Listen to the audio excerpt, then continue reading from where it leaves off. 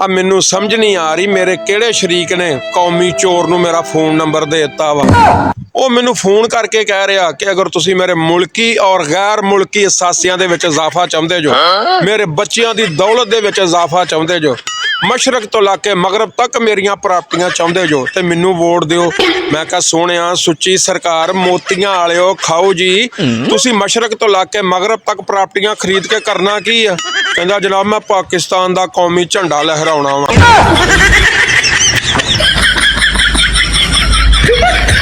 ਉਹ ਜਨਾਬ ਜਦੋਂ ਤੁਹਾਡੀ ਜੋ ਗੱਲ ਹੋ ਗਈ ਜੇ ਤੇ ਫਿਰ ਆਵਾਮ ਨੂੰ ਫੋਨ ਛਿੱਕੂ ਲੈਣ ਨੂੰ ਕਰਨ ਡਏ ਜੋ।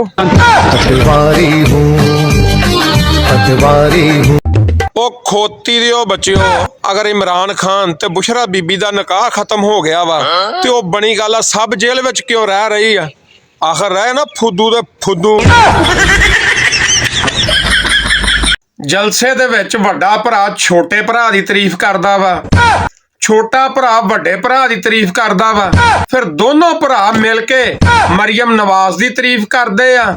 ਫਿਰ ਜਨਾਬ ਮਰੀਮ ਨਵਾਜ਼ ਜਿਹੜੀ ਆ ਆਪਣੇ ਚਾਚੇ ਦੀ ਤਾਰੀਫ ਕਰਦੀ ਆ, ਹਮਜ਼ਾ ਸ਼ਹਬਾਜ਼ ਆਪਣੇ ਤਾਏ ਦੀ ਤਾਰੀਫ ਕਰਦਾ ਵਾ ਤੇ ਜਲਸਾ ਖਤਮ। ਪਟਵਾਰੀ